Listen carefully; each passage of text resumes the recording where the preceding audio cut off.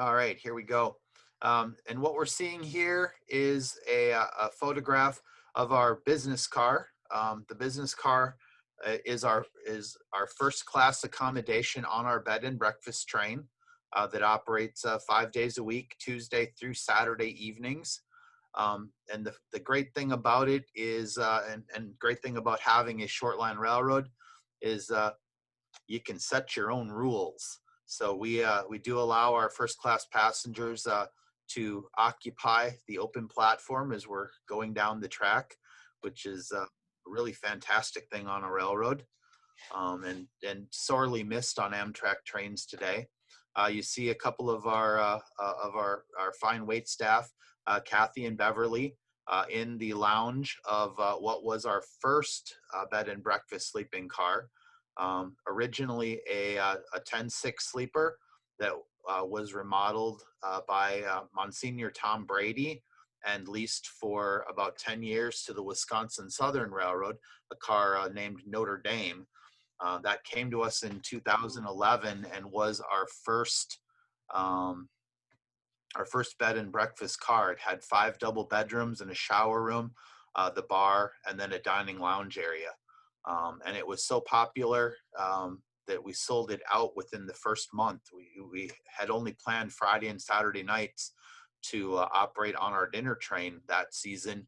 And within the first month of putting that service out there, we had sold it out for the season, and that's when we purchased the business car to have our second car. And in the next slide, we're going to see what one of the bedrooms looks like on the business car. All right, and here's one of the accommodations on the business car. This business car is very special in that it has 3 bedrooms, each with a full-size bed, a toilet, sink, and a shower in the bedroom. And that's what really made the accommodations first class. This was very rare for a business car configuration in that all 3 bedrooms had their own private bathroom with shower. Most all business car configurations have at least 1 or 2 of the rooms sharing a bathroom. And in our next slide, we'll get to see the formal dining room with the china hutch, and it's set for dinner with the 3 bedrooms. We of course have 3 couples and 6 chairs, and they all dine together in the dining room. Now the next slide, we're going to talk about our elegant dinner train. And as we move on, we see our lounge car that we utilize for our elegant dinner train. This is an XL&N Tabern lounge car called the Aristocrat. It was beautifully rebuilt by one of our conductors and was his car for many years, Charlie Barthold. And he's done a fantastic job of authentically restoring the car, and it's very, very popular with our guests. The next slide shows a dining table set for dinner. This is actually, a fairly early photograph of a table, being that this is the interior of our second car, the Apostle Isle. Since this time, we have modernized our dining car fleet, and we operate all sealed window cars at this time. The next slide, I think, shows a close-up of one of the beef meals from one of our seasons. We are one of the few dinner trains in the country who cook all of our food on the train. Many of them cater in, but we cook all of our food directly on the train. And the next of our current passenger train operations we're going to talk about is the Sky Parlor Wine and Cheese Train. The acquisition of that fantastic parlor car, the former Amtrak Pacific parlor car, now that we call our Sky Parlor, Namakagon View, allowed us to try out this new service in 2019, and it was very, very popular. We were looking forward to a bang up 2020 season until the virus hit. So And Robert can show you a couple of more interior views of the car. This shows the car on our side track next to the station and the evening dinner train coming in. The unfortunate thing, as far as passenger operations goes, is the high-level parlor car has passed through the vestibule on the high level. So at this time, it is kind of a loner in our fleet. When we operate it, guests have to board it at the station and stay on board that car. Doesn't really bother me because it's a fantastic car to view the railroad by. But it doesn't allow guests to transition. There are some transition cars available, and we will look to make a future acquisition to allow us maybe to utilize the car more with our other cars in the train. Fantastic picture of the fall colors and our wine and cheese train. We offer a variety of cuts of cheese from very local cheese factories. And we utilize wines from local Wisconsin wineries. And we always sample 4 different wines and 4 different cheeses on each trip. I think the next slide here shows a couple of folks. And that's kind of one of the really neat parts of the parlor car is there are 3 different types of seating in the car. There are 6 booths. 4 cocktail tables, cocktail sofa tables, and then 8 fantastic swivel lounge chairs. And those upper windows give you just an incredible view of the railroad. Now, the next thing that we're very well known for is our family pizza train. And that is a very popular train with the kids and families. And we operate that generally daily, 5 days a week, I guess, through the summer season, and then Saturdays through most of the rest of the year. And in the background there, you can see a little bit of some of our other equipment. We are somewhat known. We have 3 F units, F7s on the property. The Wabash one you see in the background there was formerly part of the Columbia Star dinner train that we acquired in 2015. And the next, we'll just see a few more pictures of kids having a good time on the train. And then we're going to move on to our sightseeing train. Our sightseeing train has changed quite a bit over the years.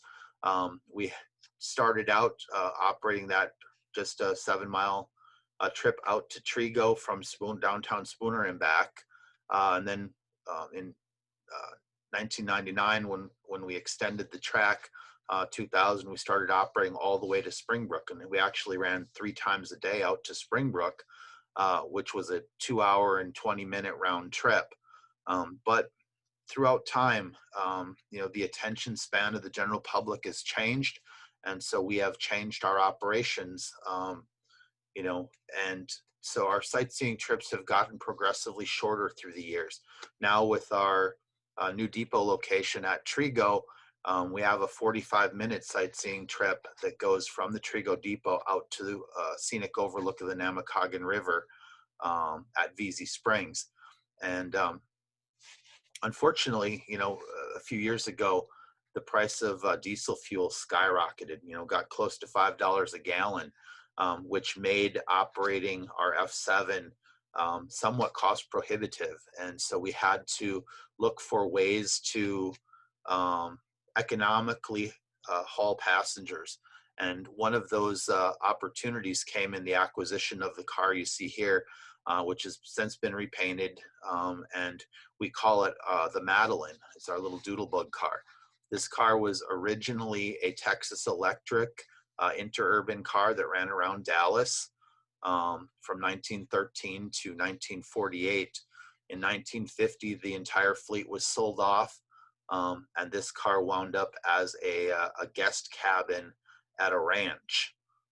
In 2003, it was acquired by some gentlemen from Cape Charles, Virginia, who had a high-end golf resort out there and wanted to operate a dinner train for their patrons at their golf resort. And so they had the car rebuilt and spent nearly $1 million to rebuild the car. It has a diesel hydraulic propulsion system, 480 volt electric power, air conditioning, heat, little kitchen, and dining seating for 30 passengers. Unfortunately for them, the car was not completed until the fall of 2008, just about the time the economy started to crash, and they came into service with it. Unfortunately, their service only lasted a couple of years. They had originally planned to operate a 5-car fleet of these on the Delmarva Peninsula, but because of that economic situation, the service went out of business in 2011. They put the car for sale. We watched the car for a couple of years on the market and finally decided that this would be a very economical way for us to offer passenger sightseeing trips throughout the season, especially in the border seasons when there's not a lot of passengers available. We could still operate a multitude of trains very economically. This car gets, with its hotel power generator and propulsion generator, we get about 5 miles per gallon with this car. So you can make a round trip out to VZ Springs and back on about 1.5 gallons of diesel fuel versus generally in the neighborhood of about 18 gallons for the F unit. So it's just allows us to do a lot of things.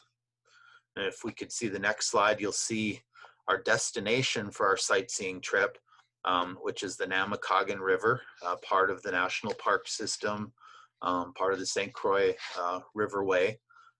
This area is all the private property was purchased by the federal government about 40 years ago, and this section of the river is now part of the national park. And the next slide, we'll see just another photograph of our doodlebug out showing where the tracks are in relation to the river. This is a place called VZ Springs, and the only way you can see this is paddling down the river or taking the train. The next thing we're going to talk about is our famous Santa Pizza train. It seems to be the only one in the country, and we kind of at Wisconsin Great Northern kind of like that. We like the fact that we do things that are different from other folks.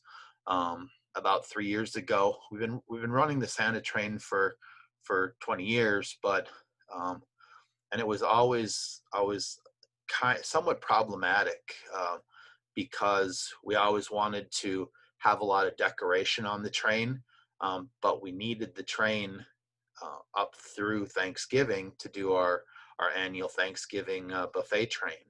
And then the Santa train kicked off on that first Saturday after Thanksgiving every year.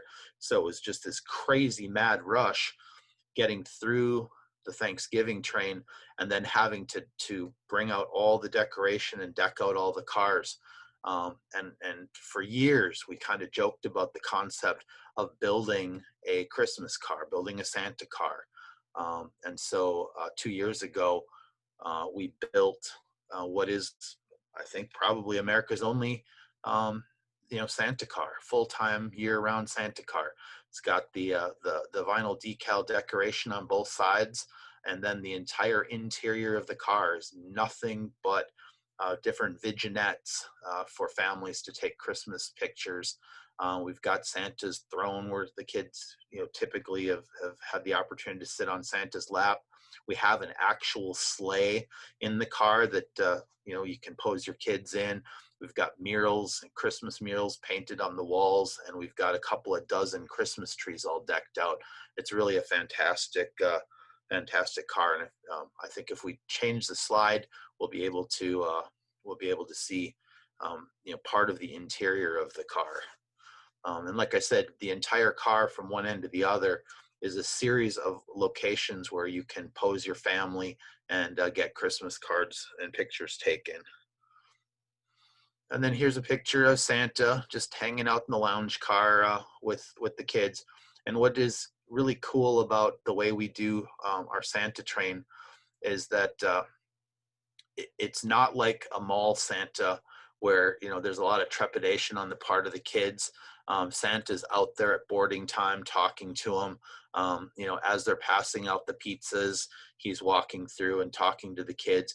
And so by the time the kids actually go back and sit on Santa's lap, you know, they're kind of like friends.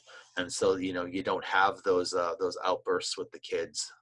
And it's a very low impact a way for the kids to view Santa. And then, you know, we have a lot of other opportunities throughout the season. We do a lot of different specials, a Mother's Day, Father's Day buffet trains. Like I said, you know, we will cook usually for 150, 200 people for a Thanksgiving buffet. And we've got families that come year after year to ride the Thanksgiving. It's kind of become their family tradition is to come and have Thanksgiving dinner with us. And I always joke, you know, it's a great way for them to have family, and mom doesn't have to cook, and nobody has to do the dishes. Well, I have to do the dishes, but they don't have to do the dishes. So probably another good spot. If anybody's got any question about current operations, maybe we could entertain a question or two at this point, and then we'll move into our exciting new project, the Mark Twain Zephyr.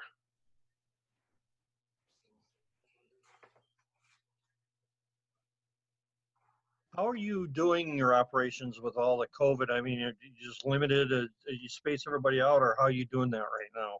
We are currently closed, and we are utilizing this year on a couple of major projects. The first, you know, back when the governor basically shut the state down in mid-March, you know, we were affected. We had to close down immediately, and we basically sat down with our employees right away and said, hey, look, as long as our customers, you know, our freight business holds, our car storage business holds, you know, we're not going to lay anybody off. We're going to work through this. And we had been planning for the past couple of years to do a major track project along Highway 53 from our Trigo Depot, about 3/4 of a mile south of our Trigo Depot, into Trigo proper. Our track in between Spooner and Trigo has the Wild River State Trail, an ATV snowmobile recreational trail along it. And right now you had Highway 53 to the west, you had the tracks, then you had the trail, and then our depot is on the east side. So in order to get to our depot, we had to cross the trail. There was a second trail crossing to access some local businesses, and then at Trigo proper, the trail crossed the railroad over to the west side to go north. And so we had 3 active trail crossings, and then from day one when we built the depot, we had always intended there to be multiple tracks coming into the depot area. And so that would have made another crossing. And with our Zephyr project, we intend to build a loop south of our depot and then a return track into the depot. And so all told, that would have made 7 trail rail crossings in 2 miles, which, you know, in on a busy summer day, we can operate as many as 6 trains. So that would be 12 trips through 7 trail crossings. So 84 potential rail trail crossings in a day. And we just felt that that was not a situation we wanted to get into. So we talked to the DOT about 2 years ago, and they blessed the concept of us swapping position of the rail and the trail, moving the trail to the west, moving the railroad to the east side of the corridor. This was planned to take place in 2021, the spring of 2021. But when the COVID situation hit, we tried to figure out what are we going to do this spring with all of our people and to keep all of our people working. And so I called the state up and I said, hey, what do you think about us doing this project immediately? This was a Wednesday afternoon, the first week of April. And they said, you're serious? You want to do this? And when are you going to start? I said, well, next Monday morning. And they called me back about 2 hours later and said, hey, we can do that. Let's get her done. And so we notified the county, notified the trail folks, shut down the trail, and started moving the railroad. And we are just about done with that project now. One last, just to kick that in there, was neat because with the Mark Twain Zephyr, when you were bringing the engine portion up, Engine Joe, if I can say that, sorry guys. Yep. I happen to be, we just happen to be, you brought it up on 51 and just happened to hit the state line in Wisconsin and Illinois. I happened to be, wife and I were having breakfast that morning, and the gentleman you had with you doing the photography happened to say, hey, I see your shirt on and your hat on, you want to see this? And just happened to walk out just as the engine was going across the state line. It was pretty neat to see. Yeah, what kind of the long-term goal here is to build a loop south of the depot and build a loop kind of at the north end of where our passenger train. So we'll be able to, and the fact that we operate F units, we hope at some point possibly to have a steam locomotive back again, and then the Zephyr. I mean, these are made to go forward, not real effective to run around an F unit and pull the train backward with an F unit. We've never really liked to do that, so we never did. We just push the trains back, so you got a push-pull operation. But it was never ideal. We always wanted to have that opportunity. The second thing, which will be fantastic about that setup once we get it accomplished, is that passengers can sit in their chair and they'll see the left side of the railroad going out and the right side of the railroad coming back. So everybody on the train, without having to move, without having to change anything, will be able to see both sides of the railroad. And so we're pretty excited about that, but that's going to take us, probably a year or two to accomplish. I'm just curious how many employees you have to run as many as 6 trains a day and do all the other stuff you guys are doing. We have had in past seasons, we have had as many as 40. We generally, have about 25 full-time through the year. Greg? Yeah. Hey, I just wanted to thank everybody who keeps posting on Facebook, your Mark Twain page, and I don't remember the name of the other gentleman who's been posting all of your track work as you're going along, but it's very interesting to see how you lay it out, how they do it, and the progress you make on each one. Yeah, that would be our operations manager, Nick Turinetti. He basically posts every day, what they're up to. And, it's a fantastic opportunity for all of you out there to, stay connected with what's going on. And I should mention too, on the Mark Twain Zephyr webpage, we do have a newsletter sign up. And Robert Tabern is going to be putting out a couple of newsletters each month, giving you an update of all of that stuff on paper. So if you have an opportunity, marktwainzephyr.com, and there's a section on there you can sign up for the newsletter and be kept abreast of all the activities.